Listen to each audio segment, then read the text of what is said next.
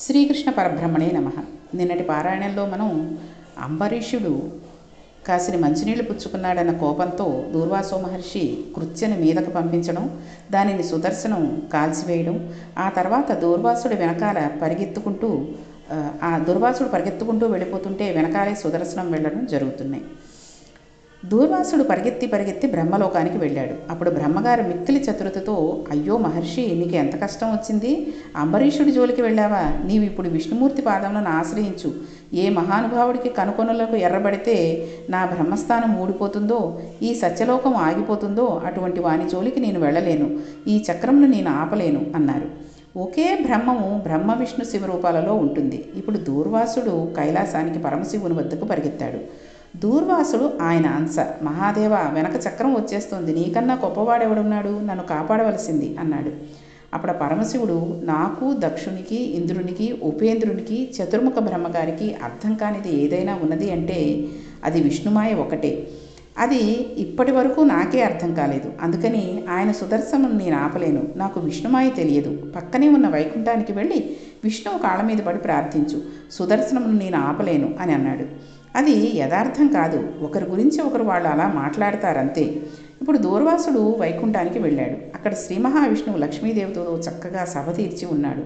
దూర్వాసుడు వెడుతూనే శ్రీమన్నారాయణని స్తోత్రం చేస్తూ ఆయన పాదముల మీద పడిపోయి ఆయన రెండు కాళ్ళను తన రెండు చేతులతో గట్టిగా పట్టుకుని పాదముల మీద శిరస్సు పెట్టి లేవడం మానేసి అలా ఉండిపోయాడు.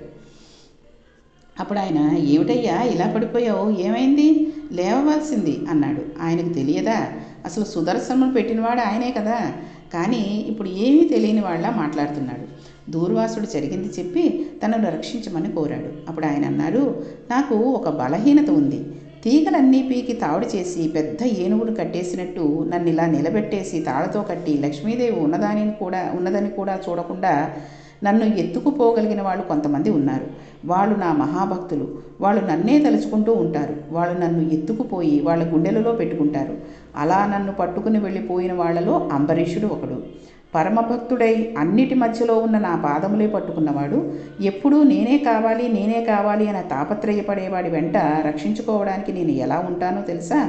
కోడెదోడ తెలియక ఏ ఏట్లో మూతి పెడుతుందోనని దాని వెనక ఆవు పరిగెత్తినట్టు నేను వానిని రక్షించుకుంటూ ఆ భక్తుని వెంట పరిగెడుతూ ఉంటాను. కాబట్టి నీ వెనక వస్తున్న నా సుదర్శన చక్రం అంబరీషుడిని రక్షిస్తుంది. నేను కోడెదూడ వెనక ఆవుల భక్తుని వెనక పరిగెడతాను. వాడు బ్రాహ్మణుడా, తపస్సు చేశాడా, రాజా, కేవలం వ్రతం చేశాడా, ఇవన్నీ నేను చూడను. వాడు ఎన్ని చేసిన వాడైనా నాకు అనవసరం. పరమ భక్తితో ఉన్నవాడికి నేను వసుడనైపోతాను. నేను భక్తికి లొంగిపోయే స్వభావం ఉన్నవాడిని. నా యందు ఎవడు అపారమైన భక్తితో ఉండి భార్యను పట్టించుకోలేదో, అంతఃపురంలో ఉండి అంతఃపురాన్ని పట్టించుకోలేదో, రాజ్యంతో ఉండి రాజ్యంతో మమైకం కాలేదు, బిడ్డలతో ఉండి బిడ్డలతో మమైకం కాలేదు, అన్నిటితో ఉండి అన్నిటినీ విడిచిపెట్టి నన్ను పట్టుకున్నాడో అటువంటి వాడిని నేను పట్టుకుంటాను. నాకు అది ఒక లక్షణం అన్నాడు. అంటే తాను అంబరీషుడిని పట్టుకుని ఉన్నాడనే కదా దాని అర్థం. కానీ ఈ విషయాన్ని ప్రకటంగా చెప్పాడు. చూడండి ఎంత చక్కగా చెప్పాడో. శ్రీ మహావిష్ణువు దూర్వాసుడికే ఈ విషయం చెప్పాడని కాదు, మనందరికీ చెప్పాడు. కాబట్టి మనం భక్తితో ఉండి ఆయనని కొలిస్తే ఎటువంటి ఆపదలోనైనా మనం రక్షించమని అడగకుండానే ఆయన రక్షిస్తూ ఉంటాడు. ఈ ప్రపంచంలో ఎక్కడైనా సరే అడిగితే ఇవ్వనన్నవాడు, అవతల వాళ్ళ దోషమును మన్నించగలిగినవాడు, ఈ 2 లక్షణములలో ఉన్నవాడు సాధుపురుషుడు. అటువంటి విశాల హృదయం ఉన్నవాడు ఎవడో వాడు సాధుపురుషుడు. అటువంటి సాధుపురుషుడు ఎక్కడ ఉన్నా నాకు తెలుసు. నేను ఎప్పుడూ వాని గుండెలలో ఉంటాను. అందుకని వాని గుండెలే నా ఇల్లు. వాడు ఎక్కడ ఉన్నా నేను వాడితోనే ఉంటాను. వాడి ఇంట్లో ఉంటాను, వాడి గుండెలలో ఉంటాను, వాడు నేనుగా ఉంటాను. అందుకని నాకు వాడు, వానికి నేను ఎప్పుడూ దూరంగా లేవు. ఏమయ్యా, నీవు బ్రాహ్మణుడువు, కొన్ని వేల సంవత్సరములు తపస్సు చేశావు. నీవు ఎంత తపస్సు చేస్తే ఎవడికి కావాలి? నువ్వు ఎన్ని గొప్ప పనులు చేస్తే ఎవడికి కావాలి? అవతలి వారిలో ఉన్న అమాయకత్వమును క్షమించగలిగిన విశాల హృదయం నీకు లేదు. అవతలవాడి కష్టమేమిటో తెలుసుకోగలిగిన లక్షణం నీ యందు లేదు. నీకెప్పుడూ పక్కన కోపమనే ఒక లక్షణం ఉండిపోయింది. చిన్న అమర్యాద జరిగితే అవతల వారి వలన ఇది ఎందుకు జరిగిందోనని ఆలోచించవు. ద్వాదశి వెళ్ళిపోతుందని నీళ్లు తాగాడని ఆలోచించలేదు. కోపపడిపోయి కృత్యను సృష్టించవు. కాబట్టి నీవు దుర్నీతిని పాటిస్తున్నవాడివి. అలాంటి వాడికి ఎంత తపస్సు ఉన్నా, ఎంత జ్ఞానం ఉన్నా అవి నిరంతరము అస్తమాను భ్రష్టములు అవుతూ ఉంటాయి. అటువంటి వాడు కష్టములు పొందుతాడు. దీనిని నువ్వు జ్ఞాపకం పెట్టుకో. విశాల హృదయం నీకు రాలేదు కాబట్టి నీకు కల ఈ జడ్డ లక్షణములు నీకు కీడు చేయకుండా ఎలా ఉంటాయి? కాబట్టి నీ స్థానమును వెతికి నీ ఒకసారి పరిశీలన చేసుకో.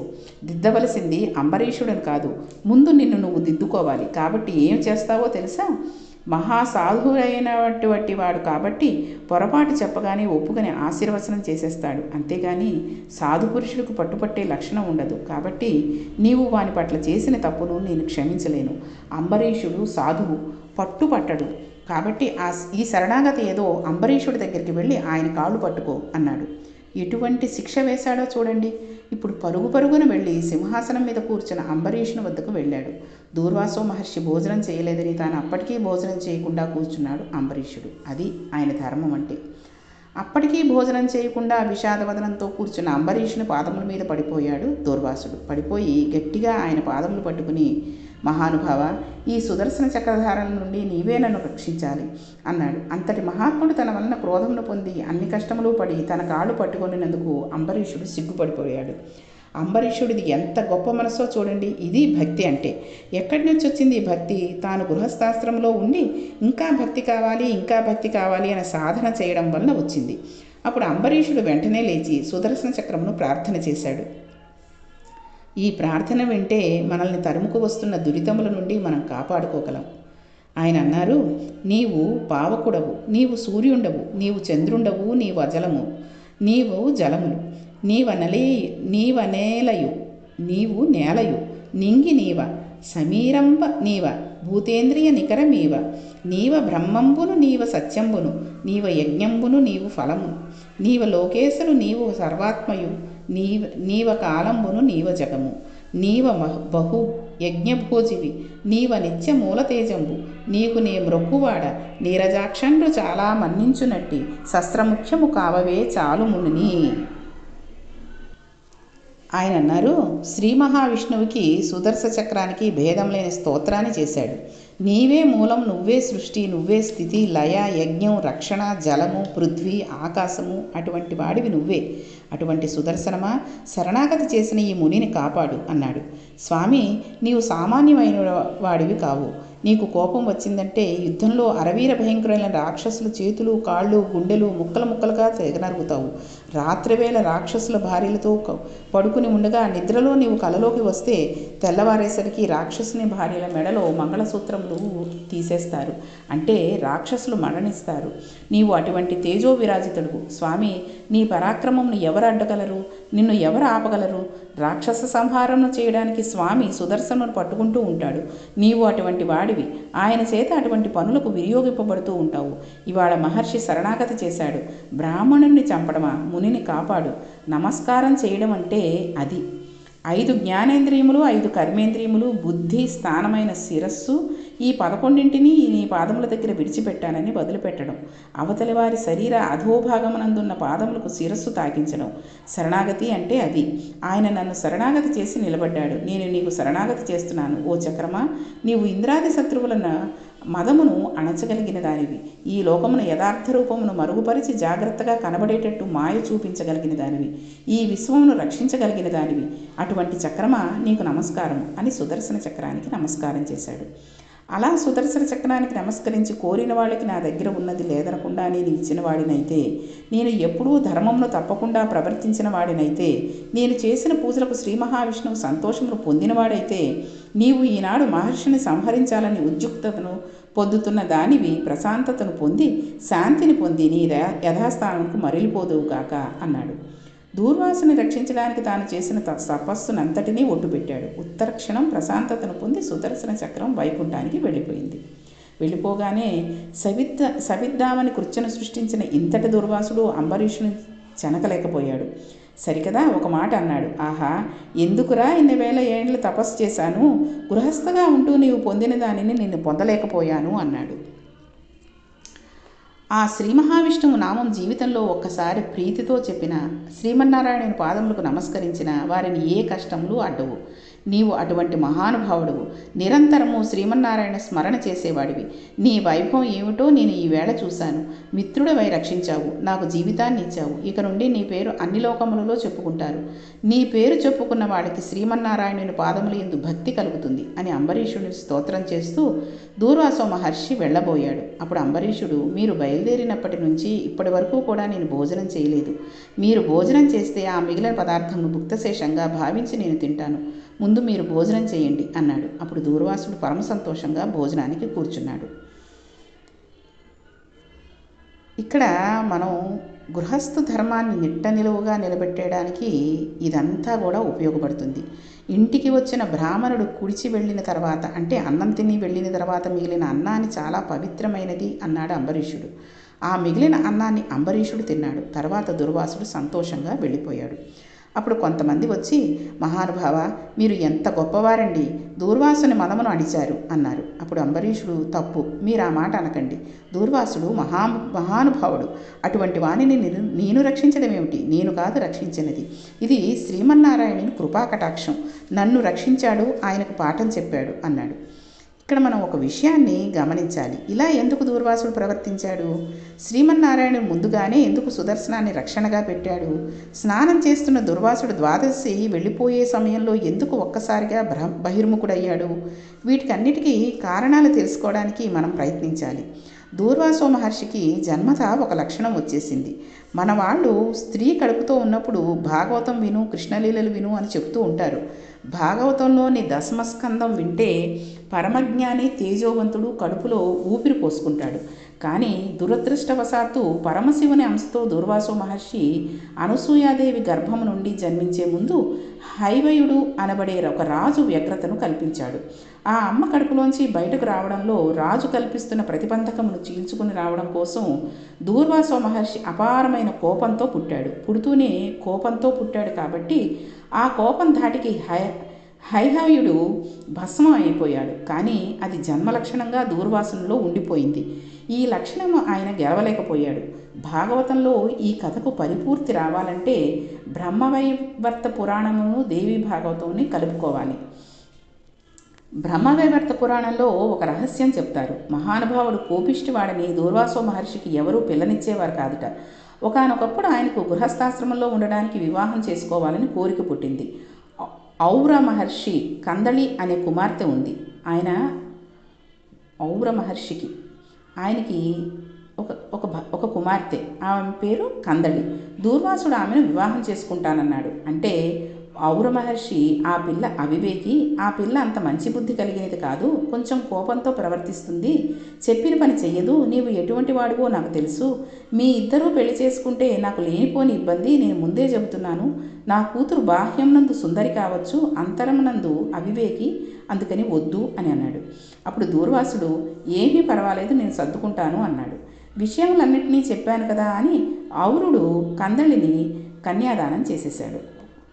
ఒక రోజున దూర్వాసో మహర్షికి ఎందుకో కోపం వచ్చింది. ఆమె కేసి ఎర్రగా చూశాడు. అంతే, ఆవిడ బూడిదైపోయి కింద పడిపోయింది. అప్పుడు ఆయన, అయ్యో, మీ నాన్న చెప్పాడు, నిన్ను నేను భారీగా పుచ్చుకున్నాను, కానీ కోపంతో చూశాను, బూడిద అయిపోయావు, నీకు ఒక గొప్ప వరం ఇస్తున్నాను, నీవు ఎప్పటికీ అంతరించవు, కందళి నీ పేరు కాబట్టి భూమి యందు కందళిగా పుడతావు. కందళి అంటే అరటి చెట్టు. ఒకసారి అరటి చెట్టు పుడితే ఒక గెల వేసి చచ్చిపోగానే మరల పిలక పుట్టేస్తూ ఉంటుంది. అలా నీవు పరంపరానుగతంగా పెరుగుతావు, నీ జాతి ఎప్పుడూ ఈశ్వరుని సేవిస్తుంది అని వరం ఇచ్చాను అన్నాడు. చూడండి, ఏ దేవాలయానికి వెళ్ళినా మొక్కజొన్న పొత్తులు, సీతాఫలాలు ఇలాంటివి పట్టుకుని వెళ్ళరు, రేగిపళ్ళు పట్టుకెళ్ళరు, అరటిపళ్ళు పట్టుకు పెడతారు. ఈ విధంగా అప్పటి నుండి కందళి ఇప్పటికీ కదళీఫల రూపంలో ఈశ్వరుని సేవకు వినియోగపడుతోంది. అందుకని కదళీఫలాలు అంటే అరటిపళ్ళు తీసుకొచ్చి నైవేద్యంగా పెడుతూ ఉంటారు. ఈ అరటిపళ్ళు పెట్టడం కూడా కింద పెట్టకూడదు. అరటిపళ్ళు పెట్టేటప్పుడు నేల మీద కింద ఏమీ లేకుండా పెట్టకూడదు. కాబట్టి ఈ దూర్వాసో మహర్షి భార్య కాబట్టి కదలీ ఫలాల్ని నైవేద్యంగా పెడుతుంటారు. ఆయన దూర్వాసుడు కోపడుతూ ఉంటాడు, వరం ఇస్తూ ఉంటాడు. అది ఆయనకు ఉన్న లక్షణం. ఆయన ఇలా చాలామందికి శాపాలు ఇచ్చాడు, వరములు ఇచ్చినా అలానే ఇస్తూ ఉంటాడు. మహాభారతానికి ఆది ఆయనే కదండి. కుంతికి వరం ఇచ్చి కన్నుడు పుట్టడానికి కూడా కారణభూతుడయ్యాడు. ఒకనాడు తన కూతురుని చూడడానికి ఔరునికి బుద్ధి పుట్టింది. అల్లుడు గారింటికి వచ్చాడు. కూతురు కనబడలేదు. ఆయనకు అనుమానం వచ్చింది. ఒక్కసారి దివ్య దృష్టితో చూశాడు. తన కూతురు భస్మమైపోయిందని దూర్వాసుడు వరమునిచ్చాడని గ్రహించాడు.